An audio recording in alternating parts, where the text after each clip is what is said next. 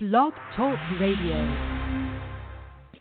Best-selling and award-winning author of true crime and crime fiction, Yvonne Mason is back with a brand new book, The Pink Canary, a book that delves into the life of a drag queen and a marvelous whodunit. You can find this and all of Yvonne's other works on Amazon.com or find Yvonne Mason on Facebook and Twitter.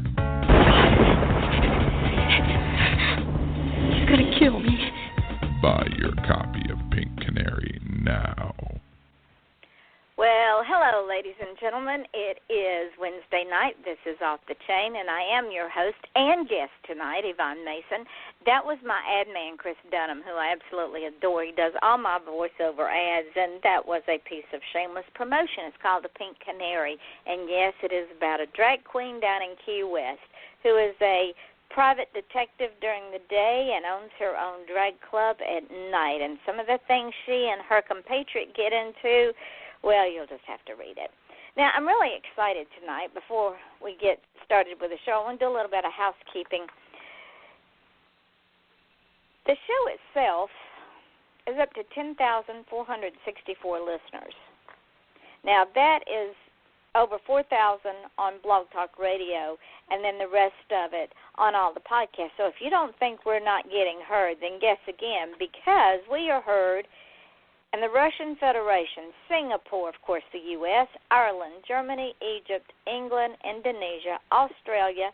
Australia is our biggest listener on this show on Blog Talk. So thank you guys so much. I appreciate it. Croatia, Canada, Tunisia, New Zealand, Brazil, Taiwan, South Africa, India, Pakistan, Saudi Arabia, Portugal, Nigeria, Hungary, Norway, Bulgaria, Malaysia, Vietnam, the Ukraine, Finland, Sweden, Korea, Ecuador. Now, when people say, well, I won't get heard, or, well, nobody will hear me, nobody will do this, you know what? You don't want to be on my show bad enough, because I can guarantee you that being on my show pays off. And I'm sure my co-host tonight, the one and only pretty man himself, author Frank Bittiger, will agree with me, because we have fun on this show, don't we, Frank? We have lots of fun on the show. That's why I volunteered to be with you tonight. Well, I appreciate it. Well, there's so many exciting things. You know about my designing clothing line, right, on Vita.com? I saw that. Under my married name, Yvonne Sewell, because I want to keep it separate from everything else I do, just because I'm strange like that. All of those designs on that clothing are from my photography.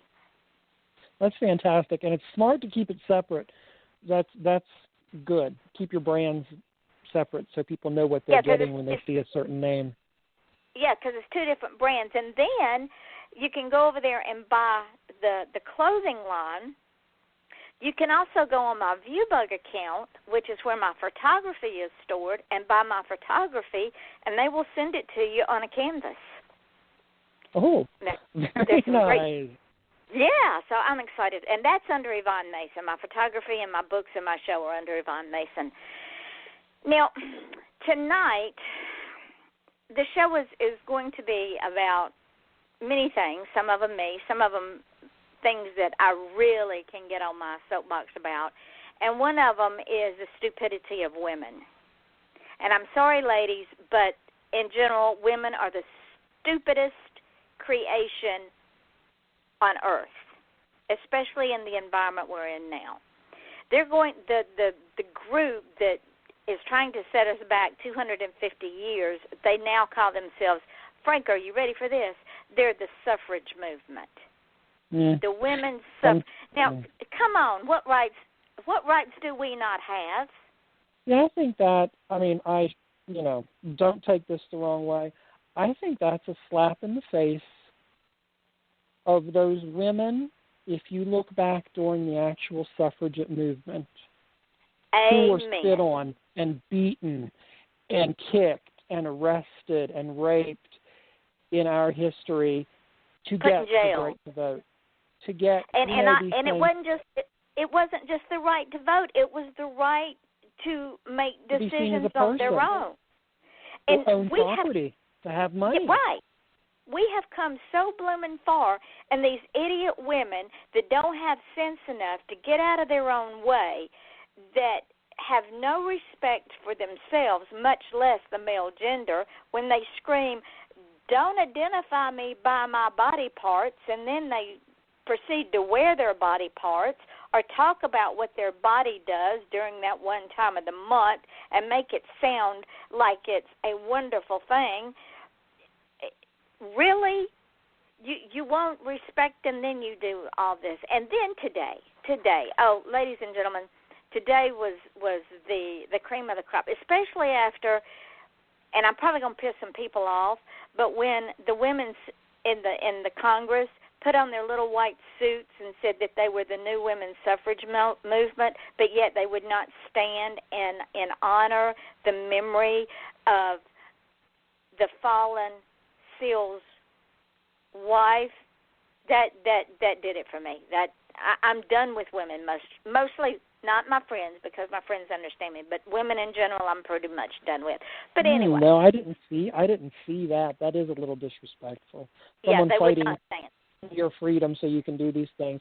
You could at least stand for them. I'm sorry. Right, if you don't want to clap, respect. that's fine, but at least be respectful enough to honor his memory. When in a meeting she was asked if it was all right if they honored his memory, and she said, "I would like that," because this man has worked in the shadows for years. He was a SEAL, for crying out loud. Right. Okay. I am going to read this, ladies and gentlemen, because when I read it 3 times to make sure that I really read it right. Now, I am born and bred in the South, and if my daughter had done this to a man, much less an elderly gentleman, I would have ripped her head off and spit down her throat in front of God and everybody. Because this was not only disrespectful and rude, it was the bottom of the barrel as far as human behavior goes. I'm not going to give her name because apparently it's like Frank told me before the show, this woman only wants attention, because this is what she says. So, going to rant a bit now, but it's totally justified because, oh my God, I'm still shaking from what happened, but I am also so proud of myself. This is what she says, and I quote, "I was about to leave my local grocery shop this morning, and as I walked to the exit, this old white guy literally opened the door for me.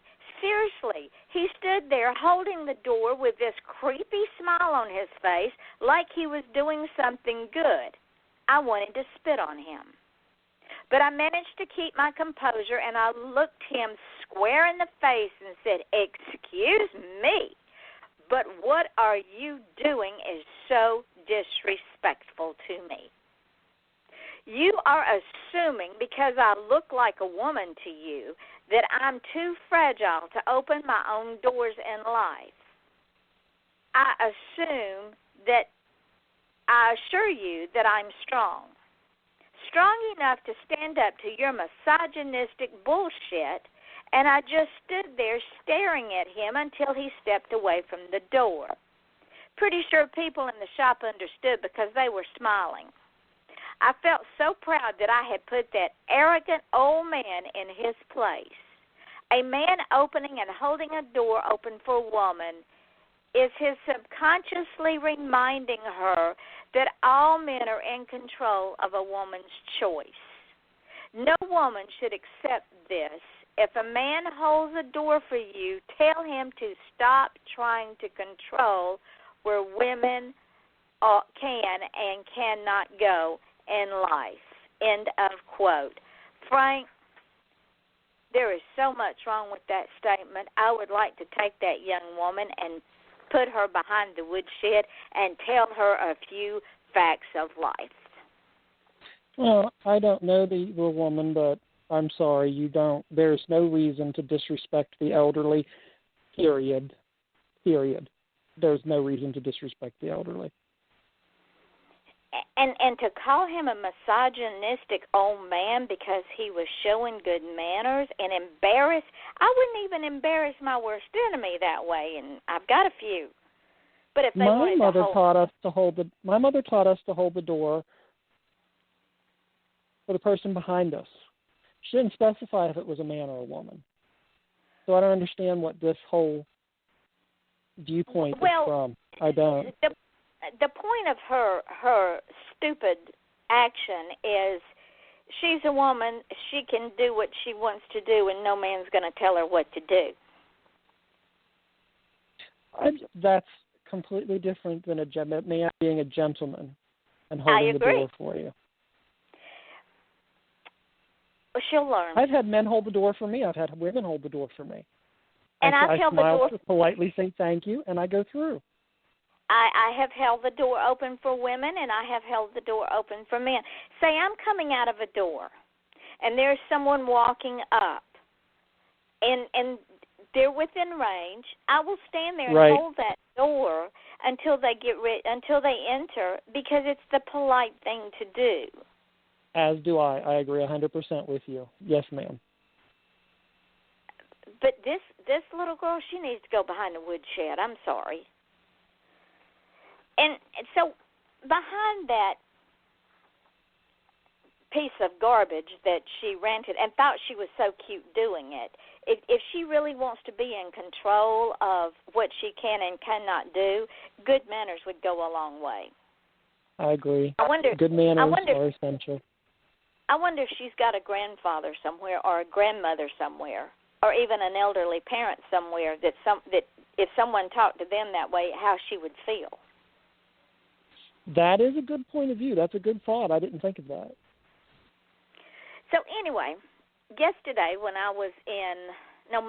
I was in Cocoa being interviewed on a radio show, a friend of mine gave me this, and this plays along with this gesture that this girl did. Your smile is your logo. Your personality is your business card. How you leave others feeling after having an experience with you becomes your trademark. So her trademark, in my opinion, is rudeness, crudeness, and sociably unacceptableness. I agree with you. I don't think anyone should treat anyone like that. Period. Like we talked about before the show, everyone has their bad day. Everybody's an asshole sometime, but you don't do that. And then to be proud of it, that's unseemly to me. When you have an elderly gentleman or an elderly gentlewoman holding the door for you, you smile pleasantly, you say thank you, and you pass through.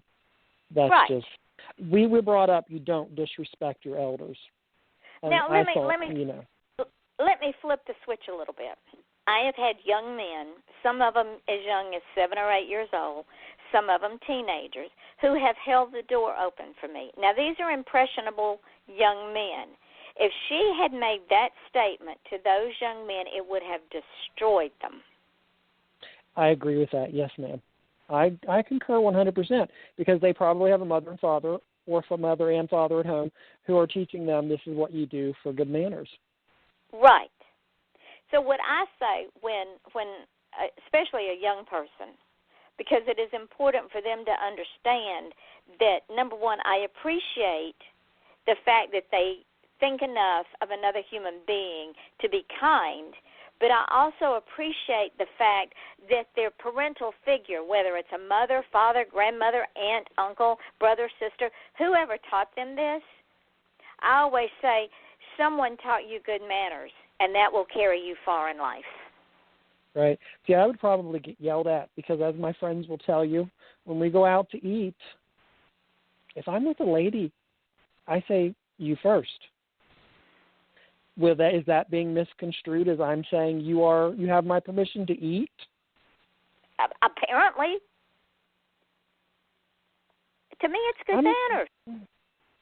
See, I think it's good manners too. And see, that means a lot coming from a woman. See, people would yell at me because I'm a man and I don't have any opinion on it. But see, I think it's good manners too.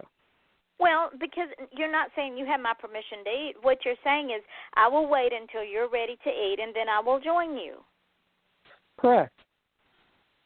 And there's nothing wrong with that. I didn't think so either. Your mama raised you right too, my friend. Well, thank you. I just wonder what some people are thinking. I understand a salient point. I can get behind a salient point. If you literally have a reason, if he held the door for her, and as she was going through, he said something about her ass, I would stand behind her. But apparently he didn't. But he didn't. He was just smiling at her, being a friendly person. And see, that completely flummoxes me. I don't. You know what I mean? Because when I hold the door open for people, I look them in the eye and I smile. It's an assessment of, please do me the honor of going ahead. Right. Yes, absolutely. I just, I don't know. To me, it's a selfish attitude. It's a things spoiled like that make and me selfish. cringe. It does, because if we're raising a generation of selfish, self-centered young people, God help us, because our future is bleak. And see, that's sad to me, because I have younger friends who are in their early, mid, late 20s who don't act like that. You know what I mean? It's not all. It's just, unfortunately, some. And I go back to the premise. If it was one of their family members that somebody had spoken that way to, would she still feel like that she should be proud of herself? Because irregardless of what anyone, the way we behave is a reflection on the way that we are raised. Yes. So that is a reflection, and it may not be a true reflection, but it is a reflection on the way that she was raised, whether assumably or if it indeed was the way she was raised. She just put a bad reflection on her parental units. Now, maybe and they as you are. said, you're from the South, and I live in Maryland, close enough to the South. I understand exactly what you're saying, because I hear that from people. Yes. When someone, you could be 30, 40, 50 years old, and if you act like that, someone will inevitably turn to the person beside them and say, look how she was raised. Look how he was raised. Yep. My comment to her is, your mama must be so proud. Bless your heart. I say that all the time, bless your heart. People still to this day don't get it. They still don't get it. No, they don't. And ladies and gentlemen, bless your heart in the South can be an insult or a compliment depending on the context of the conversation. And the context of this conversation with this arrogant, self-centered little wench, it's an insult. It's the highest of insults, yes. Exactly. Because it's basically saying, so, honey child, you don't have sense enough to get in out of the rain because you ain't got no raisin. That's right. Bless your heart. Yep. I love that all the time. Man. I was raised. Think, keep teaching by example. Keep leading by example. Keep putting the good example out there, because that's the only thing we're going to be able to do. Well, karma's going to come back and bite her in the ass. Oh, yeah. Oh, absolutely. I'm a big believer in that. Absolutely. You get back more than what you give. Mm-hmm. Oh, in spades you do. Whether it be good or bad. Yes. And that's going to segue into my news, and I'm going to let you tell the folks my news, because you know that the reason I do this show, the main reason I do this show, is because I love giving back. I love bringing you on. I love bringing everybody on and letting them do their thing, because we are heard all over the world now, and I am only as successful as I help y'all to be. So it's fun to me to give back and pay it forward. So I'm going to let you spread the news. Is this the good news you posted just a little bit ago?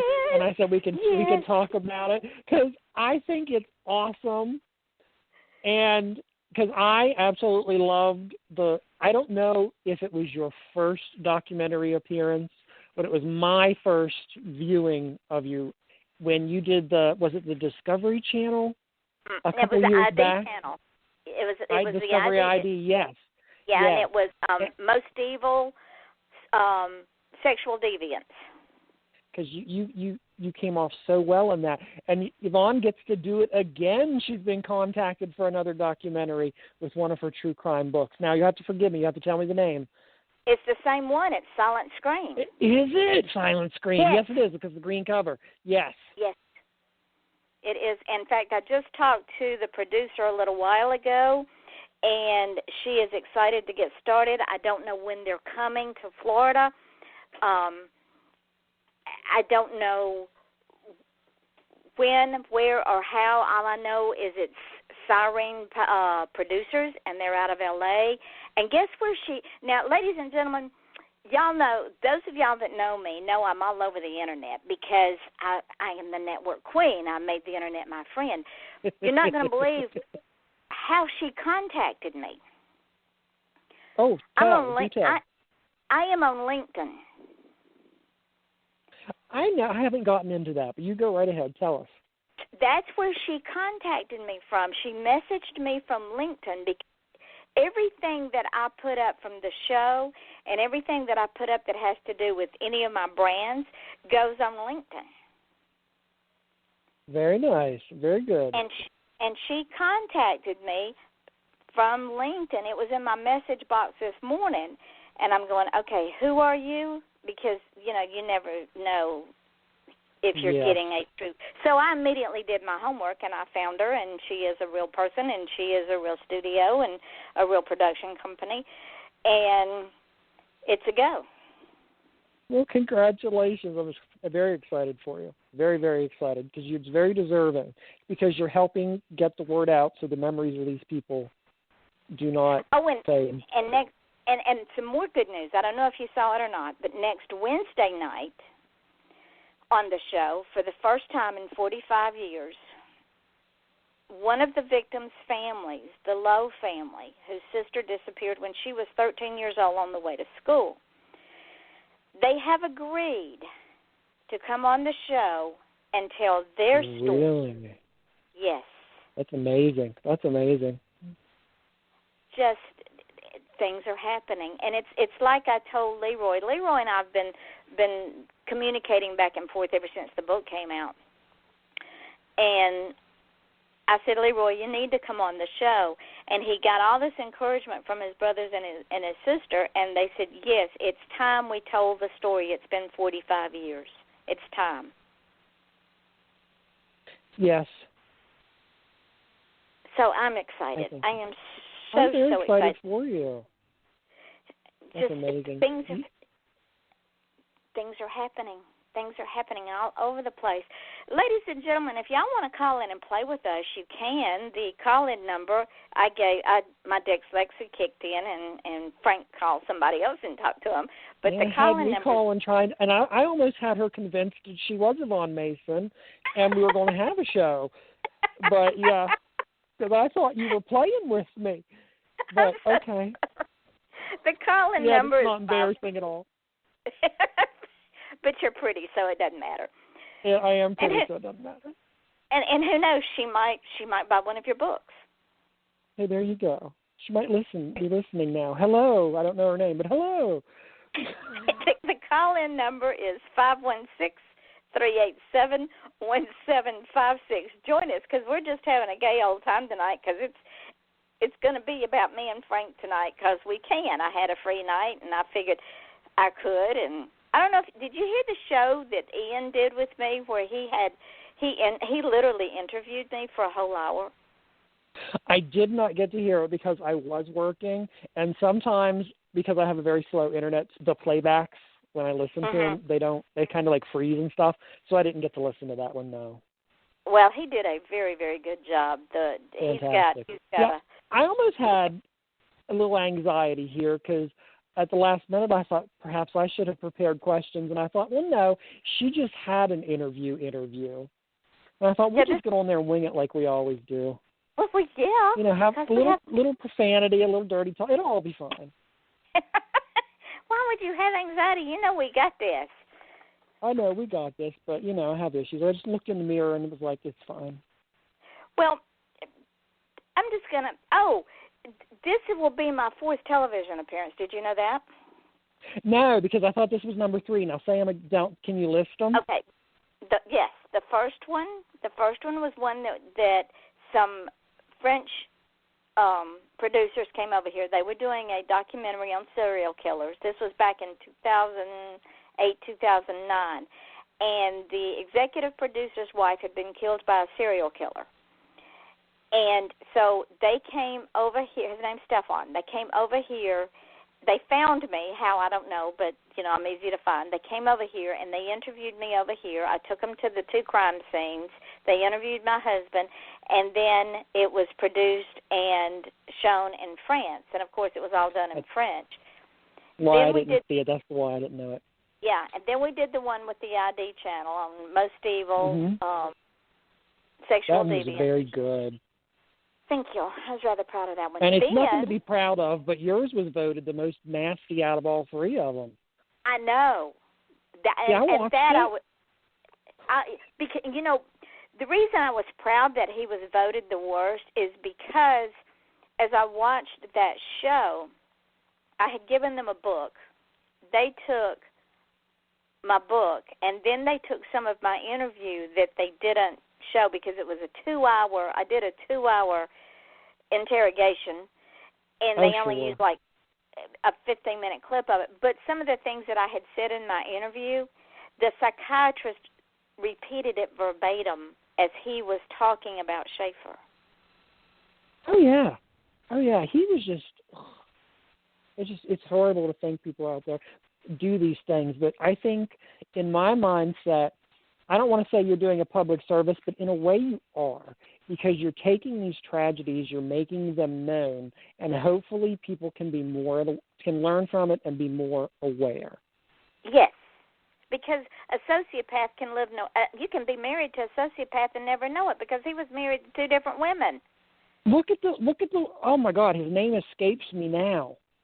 But he was married to seemed like a perfectly lovely lady to me, and I believe they even had adult children or higher-age teenage children. He was bringing men home on killing them after having sex, killing them, and burying them on the estate. Now, you probably won't know who it is right away, but you'll think of it later. But you know the one I'm talking about? I mean, so absolutely, pillar of the community. And everybody thought he was wonderful. Well, the 3rd show, I get this email on a Saturday morning, and it's from Sky TV Productions out of England. I was going to say that's British, isn't it? Yeah. Yes, and they are here in Port St. Lucie and Fort Pierce. They are trying to reach me because they were told by the Martin County Sheriff who Schaefer had worked for when he was doing all these killings that I was the expert on Schaefer, so they were trying to reach me. So I thought, okay, this is another scam. But I looked them up. Yeah, they were legit. So I called them, and they were at a hotel in Fort Pierce. And I'm thinking, okay, I'm going to Fort Pierce, and I told everybody where I was going to be, what hotel, and everything. So in case they really were like sociopaths and I wound up dead, they would know where I was. They could find me. But they were also doing a documentary on killer cops, or cops who kill is what the name of the show is. And Schaefer was, and one of the cops was Schaefer. So they interviewed me. That was another 2-hour interview. And then they contacted me several more times to get pictures and clarification, and they wanted to send letters to 2 of the family members, one of them being the Lowe family, and the other one, Susan Place's family, letting them know that they were releasing this. They don't have to have their permission because it is public record, but letting them know they were releasing this just as a courtesy. But and now this one. So it's 4 times that I have been interviewed and on television about this horrendous crime. Oh, I lost Frank. Hopefully he will call me back in. Let's see. Are you there? I am here. You did lose me, but I hit redial immediately. I don't know what happened. I don't know if it was a meteor going overhead or an alien influence. It was probably one of your ghosts.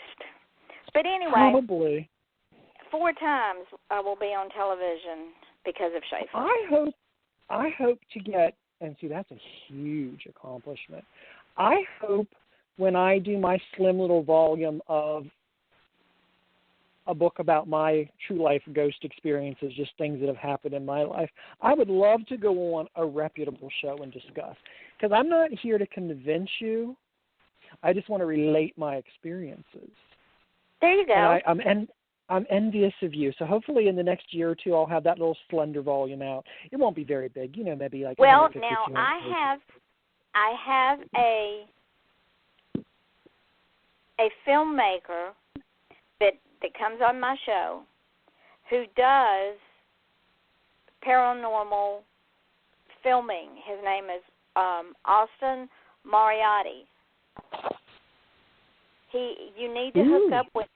Yes, he's a young man. I have had experiences since I was a child, and my cousin Lisa were tight, and we had a large number of years separating us, and we just reconnected early last summer. And, in fact, just recently I went up to see her, and we're driving around a small town where she grew up, and we're talking.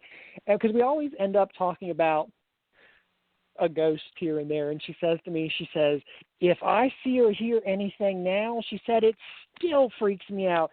She said, but you're so nonchalant because she said you grew up with it even as a small kid. And that's what I talk about in this book, because I think you and I talked in one of our 500 interviews we've done by now, I think. As a child, I recall, because my first memory I told you about is I'm in Playpen, the wooden bars, because I'm 40 years old, so of course, we had the wooden, banister things, and the door comes open, the man in the fireman's suit comes over, and I look up, and he's reaching down to lift me up. I was never in a fire until 9 years ago when my house caught fire. But that's my first memory. So I don't know. I believe in all kinds of cool things. But ghost of my grandfather growing up, who passed away 6 months after I was born, and I'm named for him, has been in my life a lot. And you and I talked about how I thought I was a twin who passed away, had a twin who passed, and because his spirit is around constantly, I'm still waiting to get the real psychic, and I don't care what anybody says. I want to have an audience with Teresa Caputo because I think she's real, and I think she would pick up and be able to tell me or not. There are people. I have a sixth sense. I can tell people things about themselves that they don't know that I know, that they don't know that they know. And they don't have to open their mouths. I had a woman tell me one time, and this also makes me believe, because she told me I was not one. She told me I was half of one. And if you think about that, that would be correct if I were twins, because twins are two who come from one. And if you feel like there's a piece of you missing, that's the way that twins, and that's the way twins feel about each other. And I've always dreamed of him, absolutely.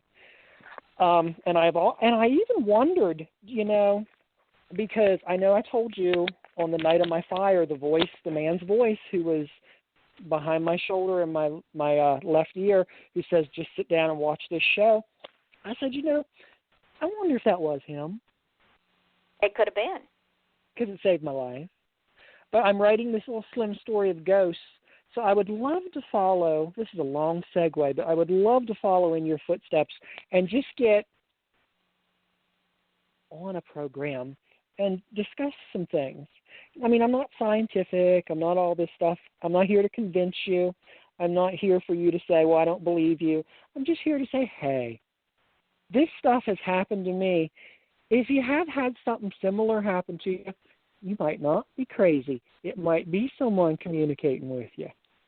And I believe that we have people that look after us. I think I told you the story about my grandson. When he was little, he lived with me.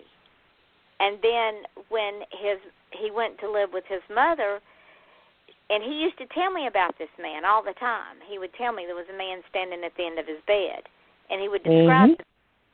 Then when he went to live with his mother, a couple of years later, she called me and she said, "Mama, I got a problem." And I said, "Well, what's the problem?" She said, "Well, Cherokee says he sees a man." I said, "What are you talking about?" She said, "I was in the living room with him, and he said, 'Mama, do you see that man?' And she said, 'What man, son?' He says, 'That man standing over there in that corner.' And she said, 'What man?' He said, 'That man over in that corner.' She says, 'Well, describe him.' And he did. He says, 'Well, he's wearing a tall black hat and a long black coat.' I said, 'Brandy, that's his angel.' I says, 'He's been looking after Cherokee for years.' I said, 'Don't discount him. Tell Cherokee it's okay that man's there to take care of him and help him stay out of trouble and to protect him.'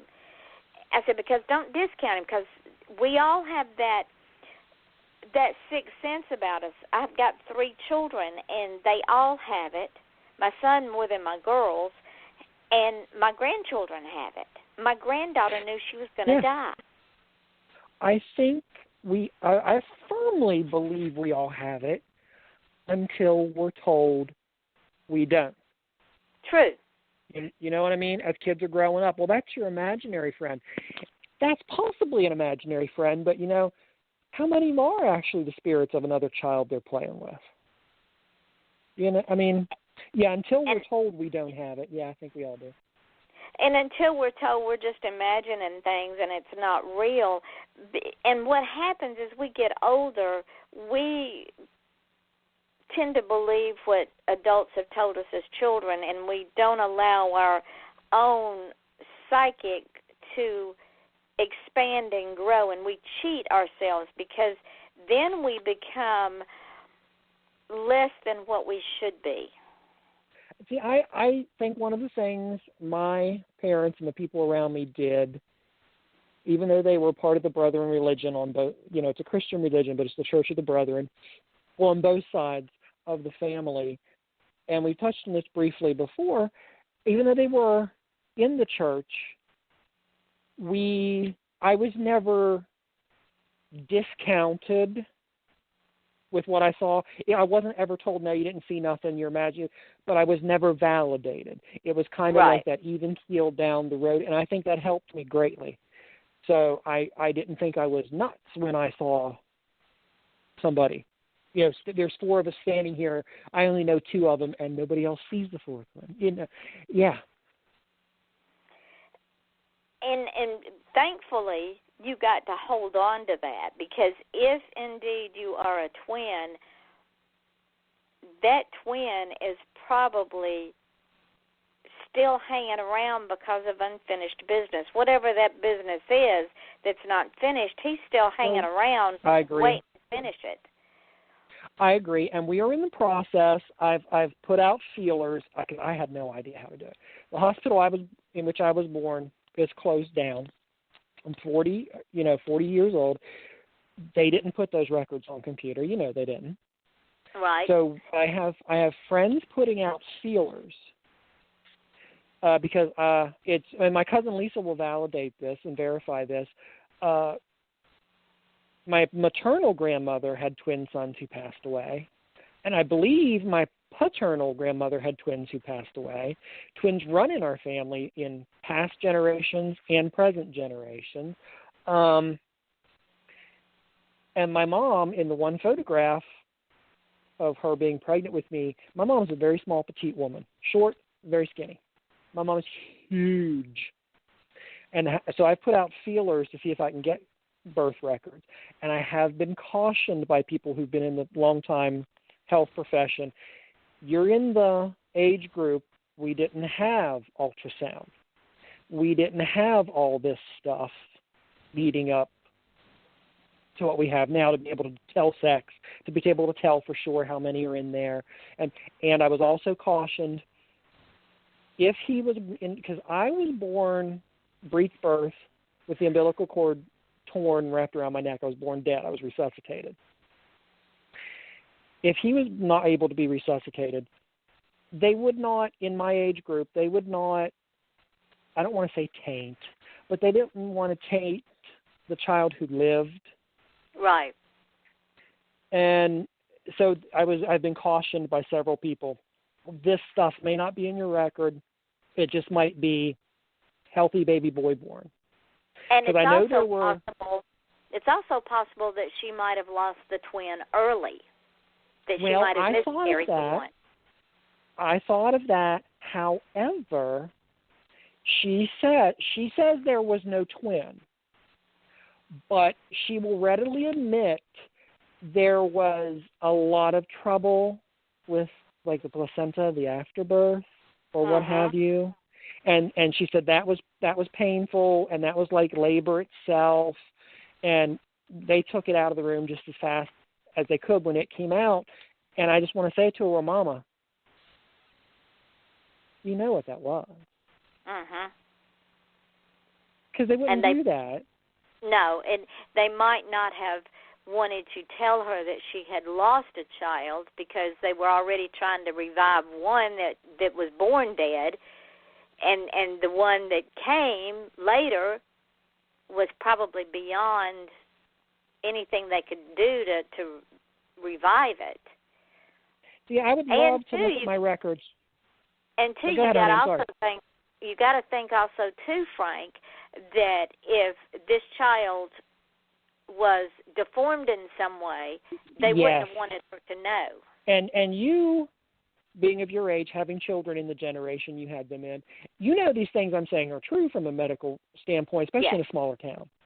Yes. And I know going into it, if we do find the records, this might not be mentioned. But that doesn't discount the fact that it could be possible.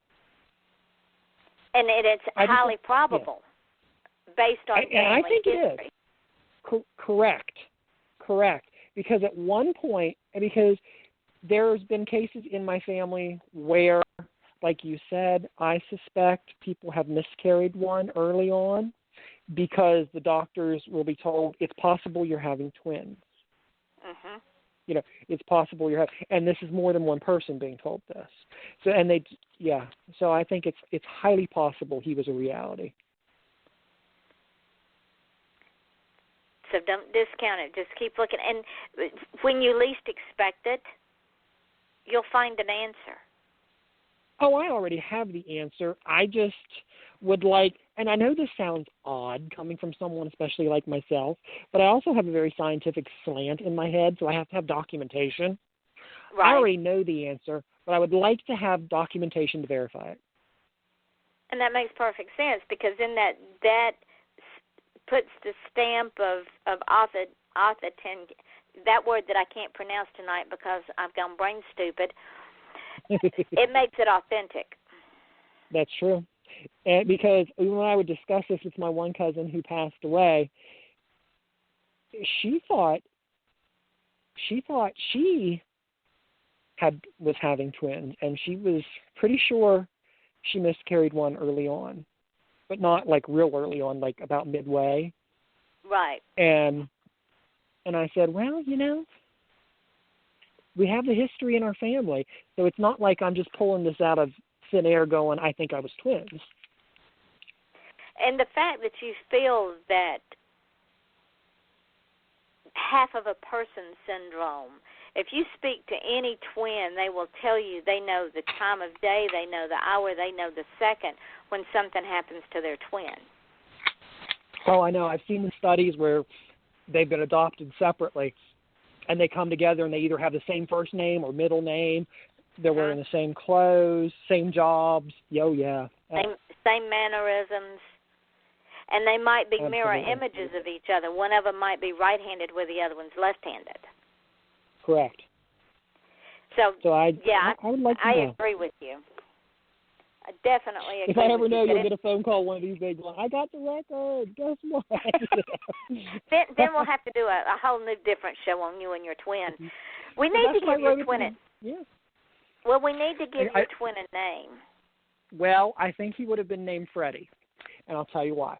Because people all my life, even people I've known over 20 years or more, they'll just out of their mouth when they holler for me, they'll be yell for Freddie instead of Frankie.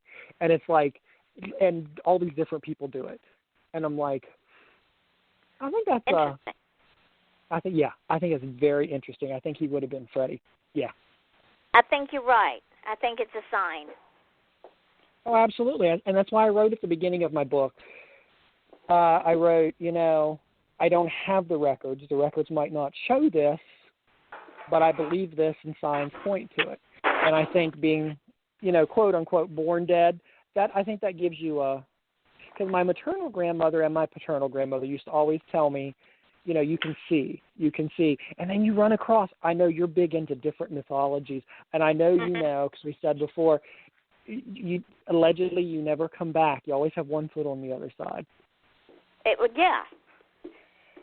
And my friend Nancy Stallings, who she had what they referred to as the Amityville in Baltimore, Maryland. She was on A Haunting.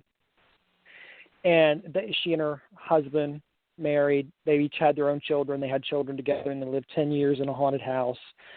And they went on to be researchers and all these things. And she knew Hans Holzer and all these other people, and he wrote the introduction for her biography.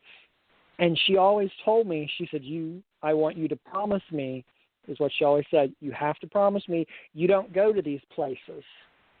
If people want you to go to that prison, she's talking about over in Pennsylvania, or was it Moundsville, West Virginia Penitentiary, and all these different insane asylums, she's like, you don't go. She always says to me, you promise me you don't go. You're too sensitive for those places. Yeah, they would eat you alive. I took that in with much credence coming from someone like her, because she says, you're very open, she says, I don't want the wrong thing to get a hold of you. And I said, well, I appreciate that greatly. But she also told me she believed I was a twin. Absolutely. So you get a hold of Austin. He's on my Facebook page.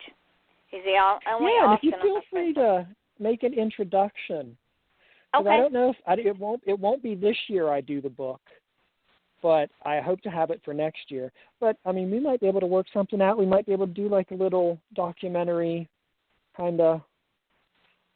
Because I have some very intriguing stories, and a lot of them have like someone witnessing it. So it could, nice. That's kind and of cool. course, we're going to launch the book on the show. Oh, of course we will. Oh, speaking of which, I just sent off a book to editing, so hopefully at some point this year, one book will come out at least. Well, it's about time. Well, I just had one last year. How many more a year do you want to have? Well, you should at least put out 2. I know, but I'm lazy. If I didn't have to work, I would focus more on the writing. But it's such a joy for me right now that I don't taint it. If I have a hard day or a long day, I don't come home and I come home and I don't write. It's a joy for me. But go ahead. I've been getting. Yeah, I'm still here. I've been getting some people asking me about the next Scarabee book. So I'm like, finally, you might get number 4. It's been written for a long time. If I feel like it, you might get number 4. Now you sound like R.R. Martin. If I feel like it, I'll finish the last book in Game of Thrones. Well, we've been waiting 2 blooming years. Well, you got to understand, Shadows Amongst the Moonlight is a very traumatic book for me. It was started at the time of my big fire, It was written during the 10 months or so where I say homeless, but I don't want to offend my sister and brother-in-law because I lived with them. I say homeless and my home was gone, but you know what I mean. Right. And I said, I've held it back because I said I don't even want to revisit it because I felt that was going into the past and that very traumatic year and all that. And I thought, no, you're going to separate this book out enough, like you said earlier in the program, enough years have passed. We're going to see if you got a good story with this book, and we'll see what people think. And too, think about this, Frank. The fire, it doesn't define you. It was just a moment in time, and true. You got out. Absolutely. Sadly, you lost your animals, which is always painful.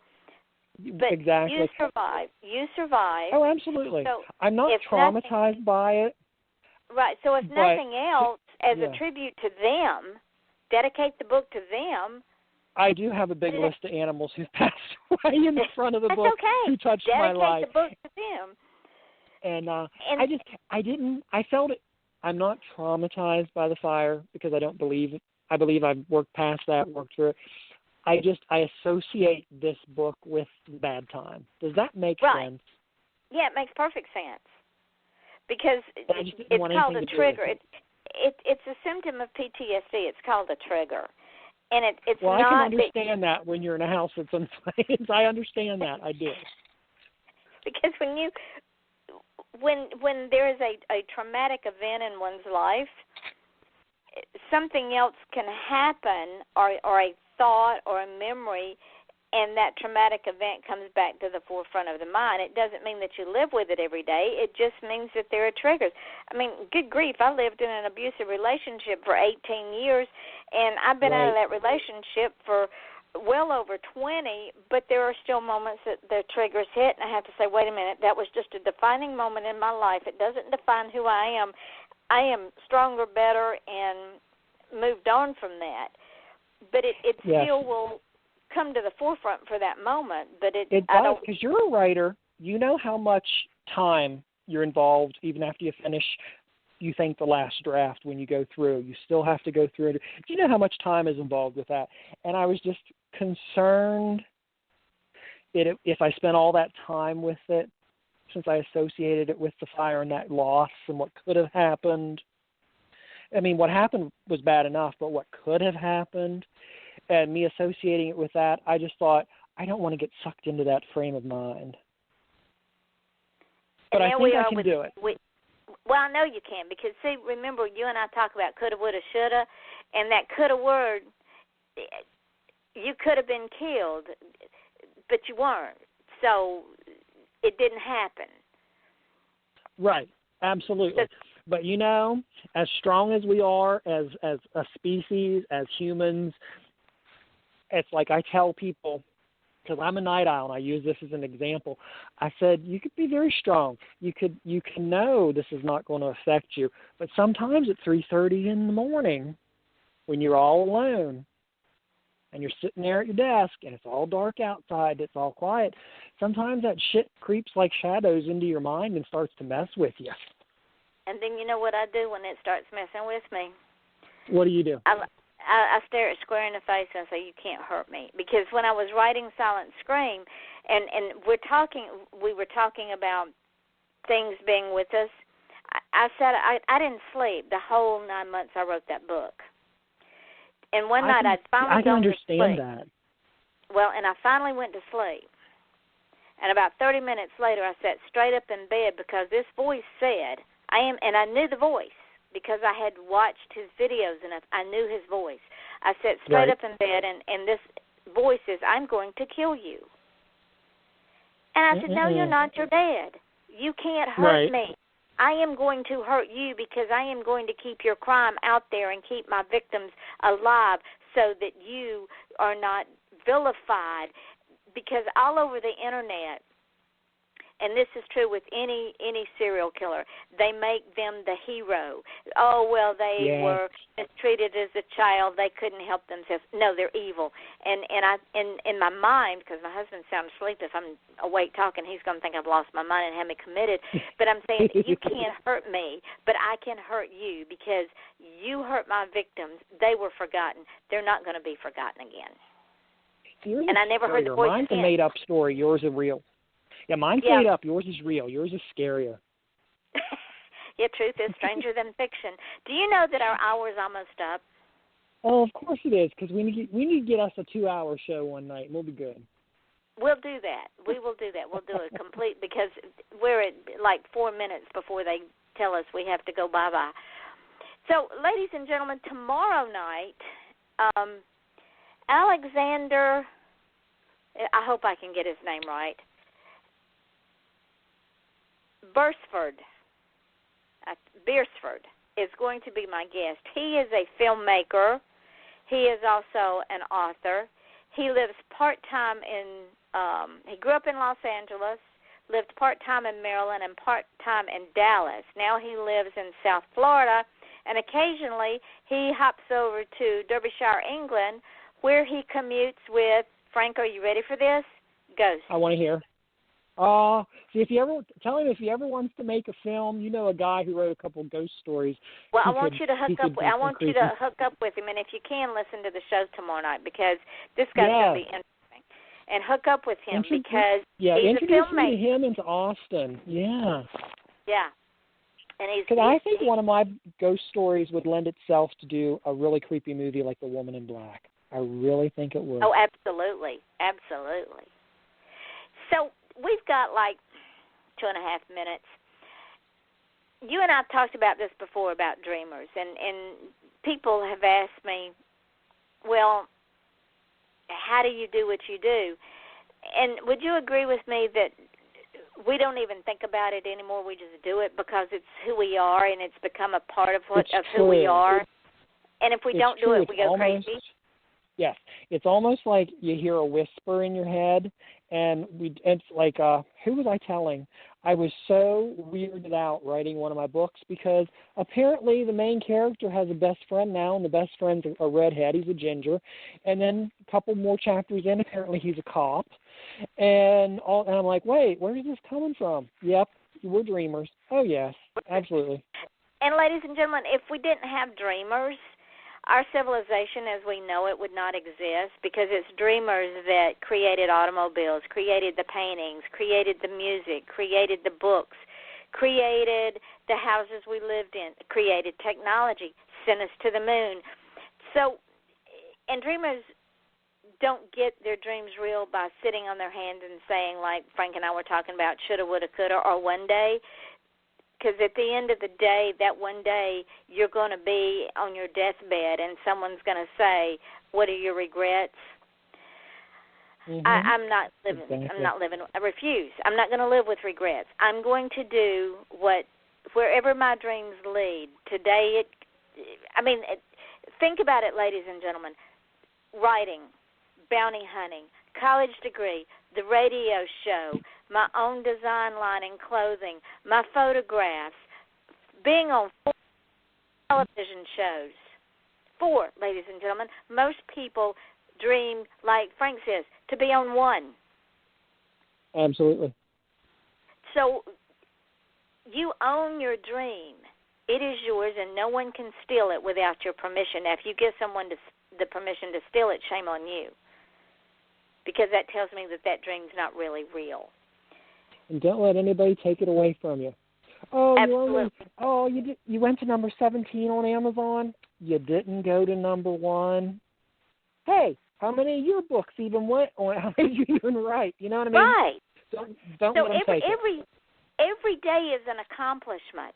So if you're 689 out of 1 million in book sales, you're 689 out of 1 million. How many of your friends can say they're 689 out of 1 million?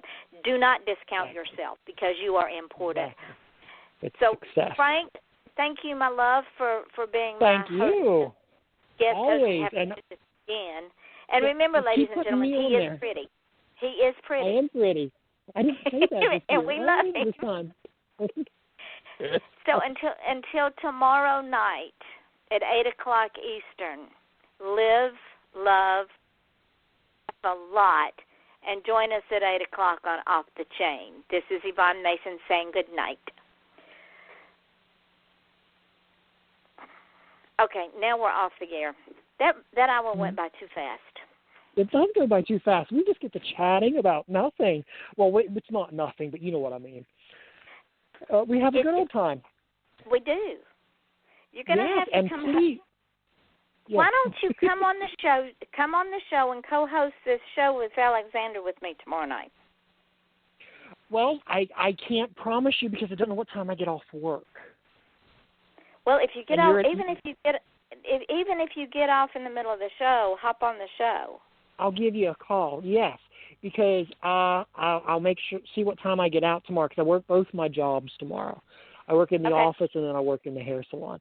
So that can be a long day. But yeah, I would love to. That way you could introduce me to one of these gentlemen because yes. I have had that book Into the Mirror Black not optioned but like be interested in. Like Tom Futrell will tell you. There were two small studios that when he was working with me who were interested and put on hold. I think he said it was a hold or something on, and they ended up passing on it. I just think that Into the Mirror Black and Raven House would make some creepy ass little movies. Not a lot of sets, not a lot of actors. I think we have a good Woman in Black type creepy old film. It's a noir type. Raven House is a noir type book. Well, thank you.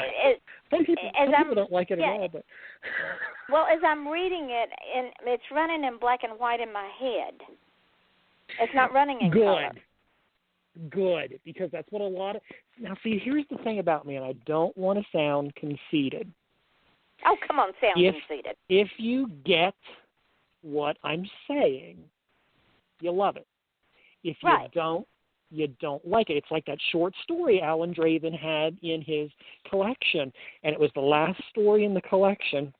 And Blood of the Muse, we've talked about before, the big website, said my story it was not a gothic horror book story. It had no place in that collection, but it was the best one. And that's the quote that's on Raven House. And it's like, and another big critic, she said it was her favorite book in the story favorite story in the book until she got to the end. And I'm like, you didn't get it. The whole story is like an Aesop's fable allegory. He didn't kill the monster didn't kill the guy. There's a reason for it. If you got it, you loved it. If you didn't get it, you hated it. And Raven House, I say that at the end of it in my author's note. It thrills me that you talk about it like that because I said it's my nod to the old English ghost story. Well, and you also have to read Raven House with an open mind because the guy is actually fighting the monster within himself. Oh, they're both fighting because that's why I say in my author's note I said you might see them again. You might not. Because a lot of the old English stories, they didn't wrap everything up neatly. It was to your imagination. There you go.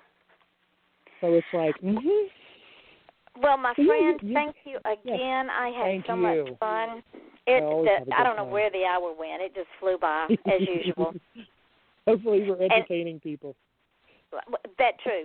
And what I'm going to do, like I always do, is I'm going to tag you with the link when I post it, and I'll tag you in all the archives, and I want you to use this to promote yourself, to market yourself, to brand yourself. Oh, I do. I share them because it helps with the sales.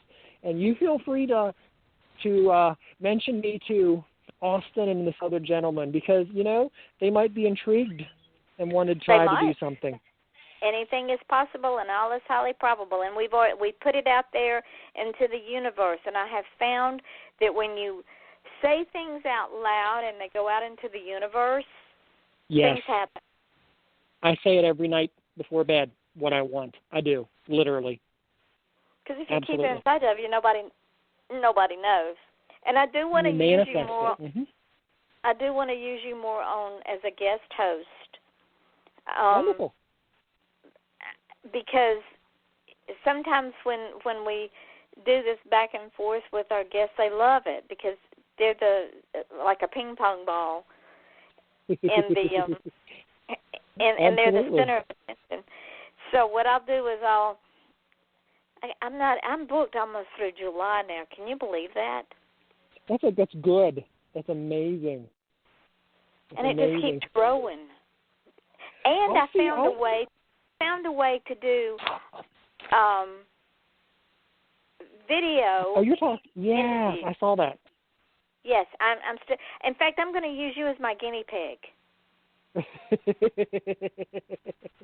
See if I have I think I have a camera on this old laptop. Well, you'll you have to don't see what need I have to download. Oh, you don't have to? Well, you should have a camera on your laptop. That's what I'm saying. I think I have a camera on the laptop. I might have to download a compatible program to be with you, like Skype or something. But yeah. No, I don't think so. No. That's what we're gonna play with. Okay, cool. And if you have to, the name of the program is BeLive, BeLive. Okay. And I think all I have to do is plug you in, but I'm not sure. That's why I want to use you as a guinea pig. Yeah, we might have to have me download. I bet I have to download it too. Well, Because it might work on the same principles of Skype. You know what I mean? It might. But, and we'll do a test show on that.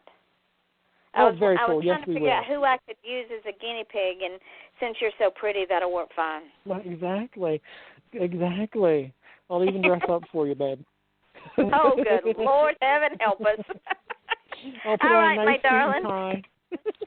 All right, Judy, thank you very much. Thank you. And if you get home in time tomorrow night, call into the show. Absolutely. I'll make myself a note, and that way you can be like, this is the crazy guy I want to introduce you to. All right, darling. Absolutely. Talk to you later. Thank you, darling. Bye. Good night.